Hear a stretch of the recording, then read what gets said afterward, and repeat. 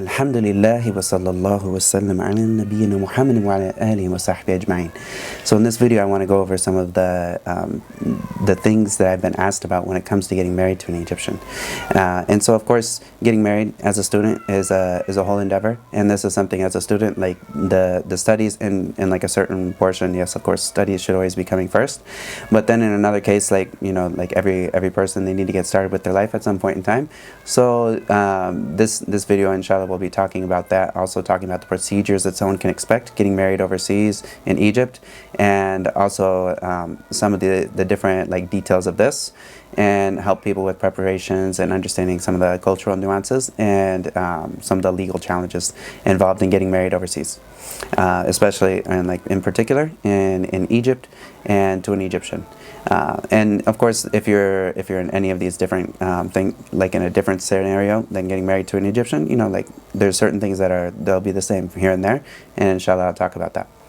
So getting started, like the kind of the preparation and the cultural expectations of someone that wants to get married, first off is like pre-marriage preparation. So like the person who is looking to get married and he's studying, he should do his best to get the basics of his studying down, because there's certain aspects of studying that are just going to take time, such as like learning the basics of Arabic to where you can understand Arabic, you can speak Arabic, and you can read Arabic pretty well, like you get most of the gist of what it is, and if it's spoken to you, you can understand it. So this is something that is basic, that I would stress for someone to try to make sure that they get at least this level down first before they move on.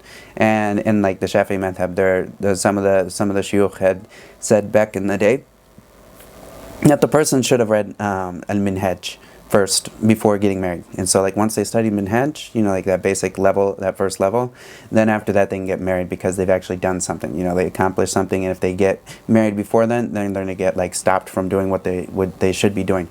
And without like, I'm not going to put any limits on somebody in this case, but at the same time, like there's wisdom to getting something accomplished before getting married, because once you get married, of course, like a lot of that time that you used to have to yourself, this is no longer going to be to yourself, and it's something that is always you'll have responsibilities, and you never know what is going to come up. So it's important that somebody is mindful of these things.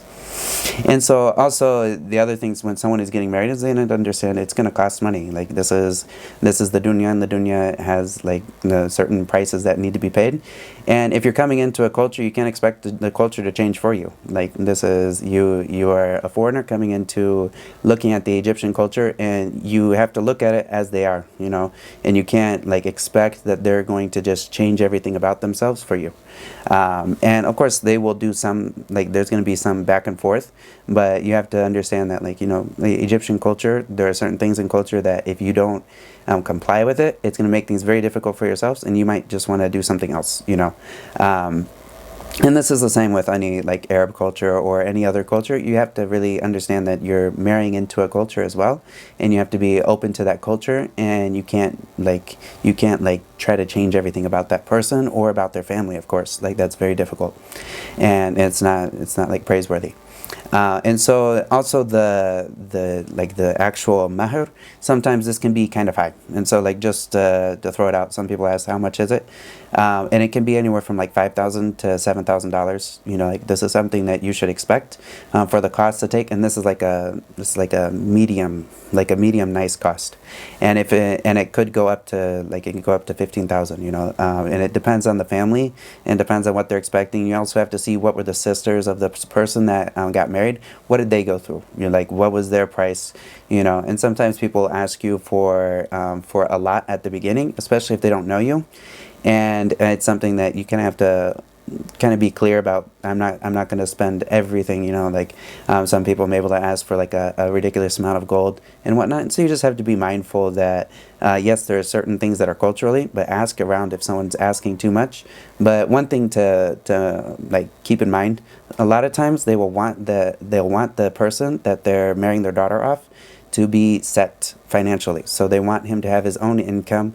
They want to be sure that she's not going to be left out in a place where she's very hard on the rocks. And also understand like Egyptians are very family oriented. And so you can't expect that a person is just going to marry off their Egyptian daughter and they're going to be like bye-bye, like that they never see that daughter again. No, a lot of times there will be like a deep connection with her and her family. So you have to keep that into consideration, that like just taking a wife and running away from the land with a wife. This is something that you have to be clear and upfront with the family about that, and not all of them are going to be open to that if that's something that you're looking for. But if you're looking to stay in Egypt, then this is much easier in that case. Also, some of the things when it comes to like family in Egyptian marriages, family is very important. So like when somebody is marrying an Egyptian, they're not just marrying like a woman, they're marrying the family itself. So it's very important that when I mean this is like that their kids are going to be with the kids of their, like of that family, you know, and they're going to be around them. And so like you see the family, is this family a good family? You know, like look at the mother-in-law. Is this someone that you can imagine like being with your kids? Or look at the father-in-law. Is this someone I could see holding my kid? And so like when you look at this and you see, okay, if this is something I can like, if I can picture this, then this is something that, you know, like will probably work out well. And understand that like the Egyptian families are very close-knit. So they love to see their family all the time. And if they are like, if you are like looking at a potential spouse and whatnot, try to get like try to figure out like how much are they going to want to see each other? Is it going to be like every single week, or is it going to be like every single like, or even more than that, like more times a week, or if it's just going to be a few times a month that they'll want to visit and whatnot. But you need to be clear about this so that you're not like surprised by anything. Also, another thing you can expect is that there's going to be background checks. And so normally in the Egyptian culture, if they hear about a person that they're looking like that like a father is looking for his daughter, if he hears about a man that wants to get married to his daughter, then he will ask about this person. So he's going to, like normally in Egypt, everyone knows like the major families. So they would ask like if this person is in the same village. A lot of times they will only marry within the village itself. They don't actually want to marry outside of that village or like that small city. And this is normal, you know, like for them to not marry outside of that village. And so they will ask about this person. So they'll ask everyone around this person. They'll see, is this person a good person? Does he pray in the masjid? Or does he have good character? Is he smoking? Because of course, this is one of the huge problems in Egypt is people will smoke. And that's usually like a no-no, like right away. But they'll usually want to figure out about this person beforehand, before they get on that. So if you're a foreigner and you're coming in, you need to have some type of like vouching system for yourself. Even if that means like that they will set up extra precautions with you at the beginning. And this is kind of normal to expect, that there will be extra precautions set up if you're not like someone that they can just go do a background search on you. Because how are they going to know about someone who's coming from America or someone who's coming from Britain and whatnot that wants to get married? How are they going to know anything about this person? So they're going to have to talk to somebody who knows this person and get some type of information about him, and also get to know a little bit of his character before just marrying off his daughter. And of course, it's important to understand like some of the expenses of like, as I mentioned, like the mahr is sometimes expensive. And some of the reasons for this is like a preventative measure for a person when they get married, not to just get married, have fun for a little while, and then divorce her. And this is sadly what happens a lot of times with many marriages. So there will be a big expense into the actual marriage procedure. And a lot of times they'll even have it's called a mu'akhar, which is that they will have a part of the dowry, or like the mahr, that is not to be paid except in the case of divorce. So if there's in the case of divorce or separation, then you would pay this this part of the mahr, and they call it the mu'akhar. And it's something that basically it's like something to scare someone away from doing divorce very quickly. So this is one of the things that they will do, and this is normal in their thing. If the person wants to pay it, they can just pay it whenever they want, because it's like technically it's just like a debt for her that's not expected to be paid up front. And so like this is one of the things that they'll do for that, and this is of the many things that they will want to do to make sure that everything is safe for their daughter that's getting married.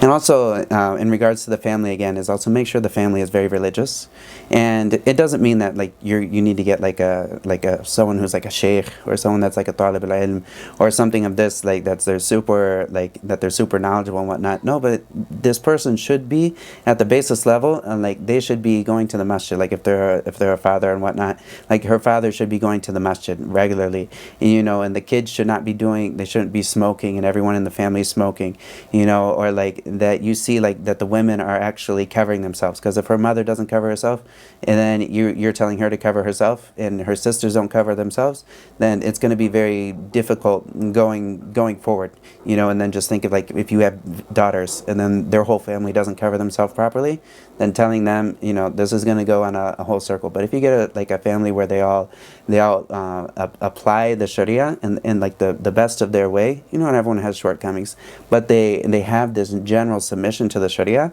then this is very important. And if you don't see this general submission, don't expect you to change this person. Like just be clear up front. Like if you're wanting your wife to wear niqab, be clear up front. Like this is something that I expect from you if I'm going to get married, and if not, then okay, we'll find someone else. And you can be very clear about these things up at the front, so then when it comes on later, if there's any pushback or anything, you're already clear about it, and this makes things much easier for somebody. And so also, as far as the legal process and actually getting into like finding the woman, one of the easiest ways that I would just say, it's not necessarily easy, but it's something that works, is that you just tell everybody around you that you're looking to get married. And so you have a teacher if you're going to a markaz, you can tell your teachers at the markaz, I'm looking to get married. If you know anyone who's looking, let me know. Or let them know that I'm looking.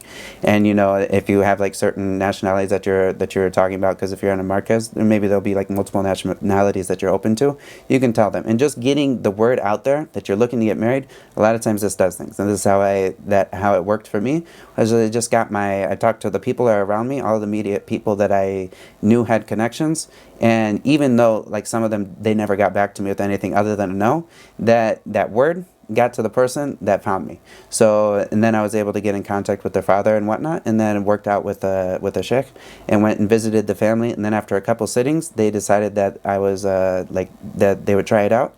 And then they decided to go through and go with the marriage process, and we agreed on the Mahr and whatnot, and went on from there.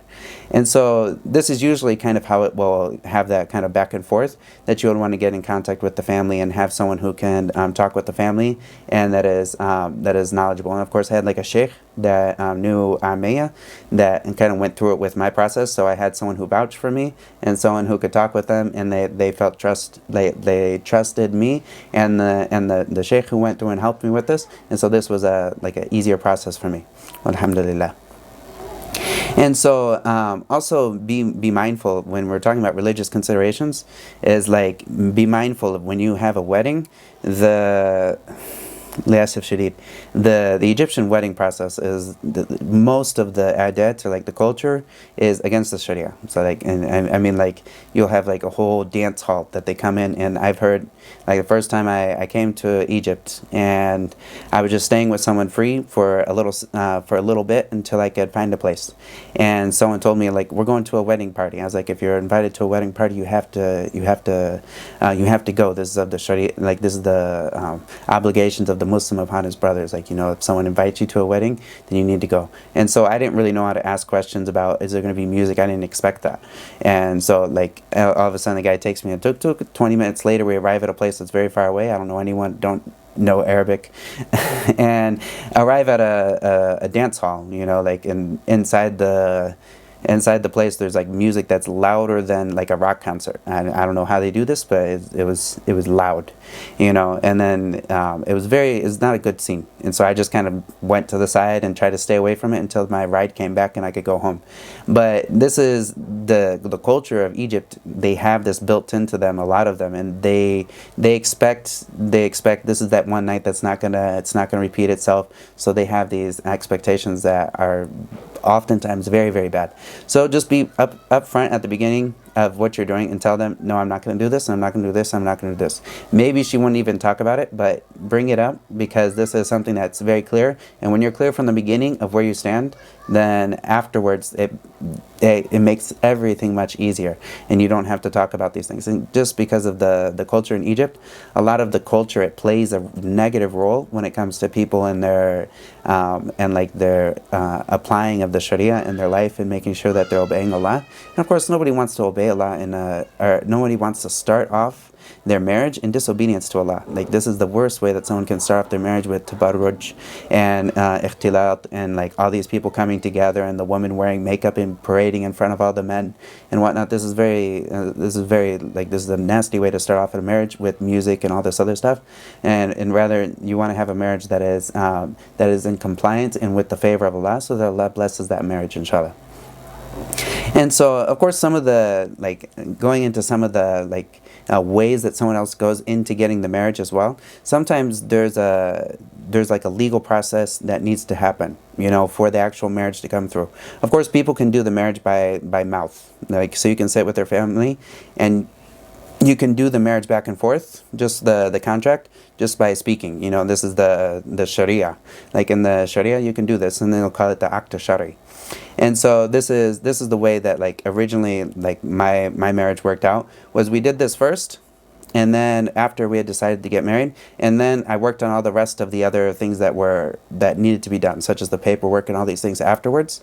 But this time was kind of treated as like a dating period. So we're technically married, but it was treated as like a dating period until I got all the other paperwork done and the house ready and all this stuff. It was kind of like a dating period where we were able to talk and whatnot, sit with each other, blah, blah, blah. And this is part of a lot of times they'll call this they'll call it the engagement period, and really it's like you already got married, but they have this period for that person to get to know the other person. And this was something they went through with me, and I was patient with it. But until I got the actual paperwork finished with the embassy, I couldn't go into finishing the whole process of marriage. So I was technically I was married, but since I didn't have it on paper and I didn't have the house ready, it was pretty much like I was dating. And so, but this is, of course, there's nothing haram about it.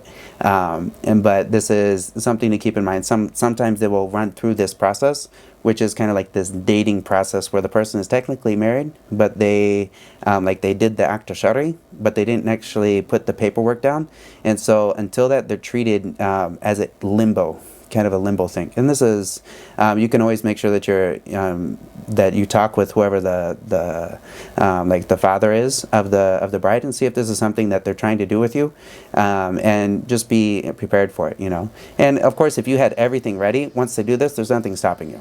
If you had all of the paperwork ready and whatnot, but sometimes there is paperwork that needs to be done. And so as the paperwork that needs to be done is for an American, they need to have, or for any of them, they need to have a permission slip they have a permission slip from the embassy that says that they're able to get married, which means that they're not married previously, or that they're not currently married, I mean.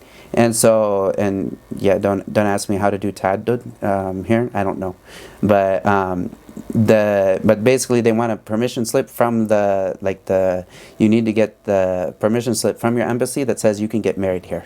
And so once you get this, which sometimes the American embassy was a terror ride, they basically weren't answering anything until I wrote a huge long letter that was very thematic and whatnot. When I wrote a big thematic letter about how everything's going to be really terrible if I don't get this letter in time, then they eventually gave me an appointment. But trying to get an appointment online, there was no openings.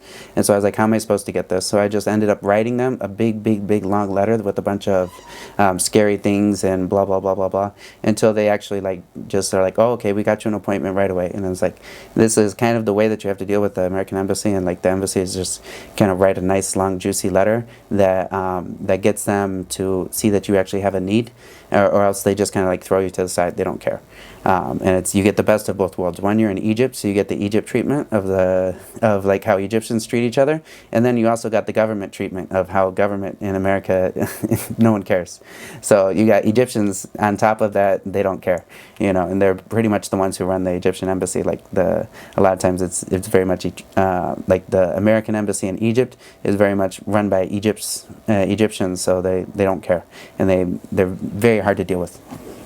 But once I got that, I was able to get through the process quickly after that. And of course, a lot of times the father will want like he will want a new, like a part of the mahr will be like furniture, a house. Sometimes it's actually an apartment that's owned that they will ask for, and that's a lot, to be honest. Like that's a whole lot. But sometimes they'll just want the apartment to be new, as in like even if you're renting it, but it's like freshly painted, everything's new, everything's looking nice. And sometimes they'll help out with some of the appliances and whatnot, and sometimes it would be upon like the person, like the man, to get all of these things for them. And so this is a part of the mahr a lot of times that they'll talk about, and it's something to be mindful of, and this is where a lot of the costs come from. And so then after you get the paperwork done, which is like, you'll also have to have a health check. So you have the permission slip from the embassy. You'll have a health check that you need to go through, and they really just want a piece of paper signed. Like it's not like they don't really do much. And this is typical like Egypt. They don't care about the actual action being done. They care about it being written down. And so you get that, and then you have to apply at the Shahr al-Aqari. And so then when you get there, or the Wazirat al-Adl, then you go to the Wazirat al-Adl, and they will do the paperwork for you, and they'll have like you'll put like your thumbprints on it and whatnot, and that's the paperwork that proves that you're married. And so once you have that done, of course, with the actual shari, the act of shari, then you're pretty much married, and you can go through and finish the rest of that. And so the actual day of marriage, usually there's a day before the entering. So like the act of shari sometimes will happen way beforehand, and sometimes it'll happen right beforehand, at like pretty much the same time. But usually there's a day before like that, which the woman will have her own kind of like a little woman party. I forget what they call that, but it's kind of like a bridal shower that happens the day beforehand. And a lot of times they will want to have the day of dukhul, like the day where the woman is taken into like the actual house and whatnot. They will usually do this on like a Thursday or Friday night, and so that Wednesday night beforehand usually will be like a night for the girls' night and whatnot. And just make sure that nothing's going haram. You know, like occasionally there'll be lots of music and whatnot that the people do. So just be very clear about like your expectations of this. Because you have to preemptively stay up to date with Egyptians and that, because they might just surprise you. And of course, like if you did the prerequisites of getting a good family, this saves you most of that trouble. But if you found a girl, then she's religious but her family is not, then there's going to be a constant pressure going into like certain things, and so it's very important to stay preemptive in that. And so then after that, then there'll be a night where there's usually, of course, you'll put on the walima, which usually goes beforehand, and that's usually you can have like a chef that cooks up a bunch of plates, and then people come to the place and they get a plate and they eat, you know, whatever that plate is and whatnot, and then they go, and that's usually how they do it in like the villages and whatnot. And then sometimes they'll have like a sitting and they'll do a little more extra stuff, and sometimes that'll actually be the act of shari there. But of course, like the actual act that is written down, like the official government act or contract, this is going to be done in the actual Wazirat al-Adl in Cairo. So it can't be done at the actual party itself, which like with Egyptian to Egyptian marriage, this is usually how it happens. And so once you get this, and you get all of these things done, you have that day, and then you'll get married and whatnot. Inshallah, everything will be great after that. And a couple things to keep in mind, like the benefits of marrying is like, one, like if you were learning Arabic, like getting married to an Egyptian that doesn't know English is great. Like because one, you're not going to be able to express yourself except in Arabic, what you've learned. And if you learn something, you don't you don't lose it, you know, if you use it. Like, so this is, of course, if you don't use it, you lose it. And so if you are speaking with your spouse in Arabic, then this is great. And of course, I know I know a brother who, like, basically was very clear with his wife at the get-go. With his Egyptian wife, it's going to be Fusha. And he's, mashallah, his Fusha is amazing. And he's very quick. He can speak very, very quick, and it's Fusha, and it's great. And some people, they don't know Fusha, and this is the reality of the situation. Most people don't know Fusha, and so they will speak Ammaya and whatnot, or they'll speak kind of a mix, and that's kind of how, like, it worked out for me, where it's kind of a mix of Fusha and Ammaya. And so, but that, for the person who is speaking, he can speak Fusha, and they'll understand for the most part. And but, like, for the, like, to have it both ways, that's something that person actually has to have learned Fusha and be used to using it. And you have to, like, feel comfortable in, like, a marriage setting. Are you actually going to speak Fusha, or are you going to just speak what is normal for that person to speak? And so that's something to keep in mind too. But the language, like my language before marriage and after it, was just a whole nother level. And it really made things much easier for me to feel comfortable with Arabic, because it was a very Arabic setting, and my wife still has yet to learn English. And inshallah that will happen. But I speak Arabic much more now, and if I'm asked something, a lot of times I'll respond in Arabic before I respond in English, just because of the immersion that happens when someone marries an Egyptian or they marry an actual Arab woman. This is a great thing for someone's Arabic. And this was there was a brother in America.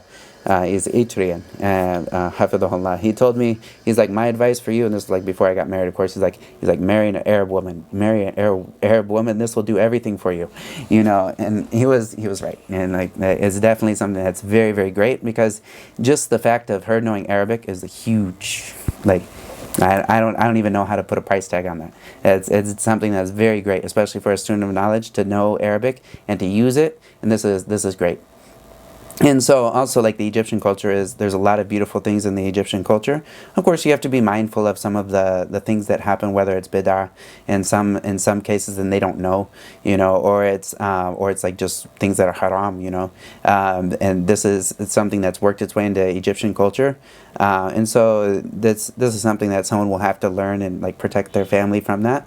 But that's something that's great. And also make sure that you have, like, the family support from the people around you. Get to know your mother-in-law, and, like, if your mother-in-law is a good person, then everything else will be great, you know. And this is something that's very great. And also, of course, the father-in-law, the brother-in-laws, all of the in-laws, like, they can be some of your best friends and whatnot, and this is beautiful. And also, if you're trying to make hijrah, like, this is like Egypt is a great place. Of course, no place is perfect, and you're in the dunya, so there's always going to be fitna, but like, Egypt is a good place. It's easy to live here because it's cheap, and even though, like, there are some issues going on with the economy these days, but, like, in essence, if you have a Western income, then here it's much more, and so this is a very good place. And I know a lot of Western brothers that, like, pretty much they made hijrah and whatnot, and this is something that they're able to do, and they have it's a small income in the West, but it's a good income here. And so this is something that can be very helpful, you know. And if someone's looking for a hijrah, this is great. And also, the food is great. Egyptian food is great, and you have to like Egyptian food, you know, or teach her how to cook other things. But this is something. And also, the other benefit is that there's visa support, so you can get a visa for a year. Like, it's very easy. I think it was like $61 this year for me to get a visa that lasts the whole year. And it's a visa that if I go outside of the Egypt, I can come back with the visa, and I don't have to pay anything on the way in. And it's a whole year. And if someone has, like, a bank account that is in their name, then if they have this bank account, then they can get, like, a 3-year visa and maybe a 4-year visa, or I think it's a 5-year visa. But this is for, like, there's other conditions for that. But in general, getting a visa is much easier when you have a wife, because you can get it because of the wife. And so that's something that makes living in Egypt a lot easier. And also, the only things that I would, like, kind of just mention, like, the potential cons or, like, considerations, is that you need to make sure that the religious practice is there, like, that this woman prays all of her prayers, and that she has this essence of submission to Allah. If she doesn't have the essence of submission to Allah, it's going to be difficult, because you're not going to be able to change someone who's in their own culture, and when their culture is supporting them to do whatever is wrong, so this person needs from their own selves to be someone who's going towards the goal that you are looking for with your family, which is the goal of Jannah and pleasing Allah and raising your children in a good way. So this is very, very important, and especially since there's so much like fitna that can happen. And of course, like if you get your wife not from the city, where she's not a city person from the get-go, rather she's from a smaller town, this is usually better, because they are less exposed and immersed in the fitna for a long period of time. So even if they go to the city for a while, it's not quite as hard as the ones who grew up in the city and grew up around all of the fitna, and they got normalized by it. And so this is something to keep in mind. And also the cultural differences. And so like Egyptian women are usually more like spirited, and so they have like a strong spirit, and so you have to expect this. And this is of course with many cultures, like Puerto Rican women, or like there's lots of different cultures where their women are strong spirited, and so this is something you keep in mind. This is what you're getting into. Your wife in Egypt will probably be more spirited than in other places, and so you just keep that in mind. And also, the last thing I want to talk about that is, it's a little bit of a hardship, is bringing your wife to America. And so, if you got an Egyptian wife, and one of the things that they will try to, I would warn you and like tell you about it, but like getting the immigration process from Egypt, if you got married in Egypt and you want to bring her to America, it's gonna be hard if you've already got the marriage process done in Egypt. There's a way to do like if you're engaged and you bring your fiance to America and you get married there, then you can get her that easy visa to get into America and get married right away and then you can get a visa right away for her, like the green card or however that process is. But if you get married in Egypt and you already got married, and then getting that visa as like someone who's married for your spouse, this is a long process, because you need like $500 for the application fee, and you also need to have someone who will support the application. You need to have a sponsor, and the sponsor needs to do this, and you have a lot of paperwork. And so I know someone that has been trying to go through this process for like 6 years now. He like has a kid, and his kid is like in like first or second grade, and like they still haven't gotten the process done for like green card to go back to America. So whenever he goes back to America, he can't bring his wife. And so this is like a reality. It's very difficult these days to get that process finished. And a lot of times, like as I mentioned before, like the American embassy is terrible, and so they've been just waiting for the American embassy to get back to them. And it's it's a long, drawn-out process. So this is something like if you're making hijrah and you're staying in Egypt, great. And you keep your family away from the fitna of America and whatnot, great. But like if you're trying to bring her back to America, this can be hard, because America is very difficult when it comes to bringing people back.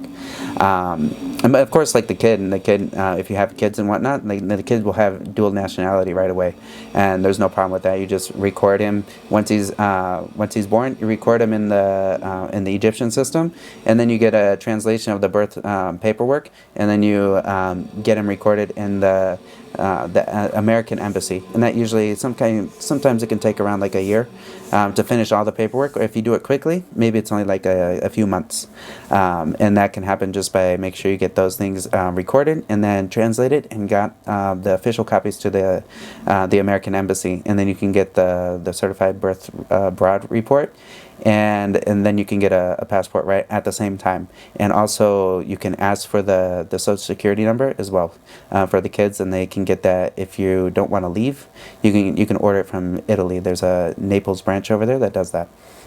And so, of course, in conclusion, I know this video is a little long, and just remember that there's always going to be cultural differences, and there's going to be some legal things that will be problematic occasionally, because you never know when paperwork's not going to be there and you need more paperwork and blah blah blah.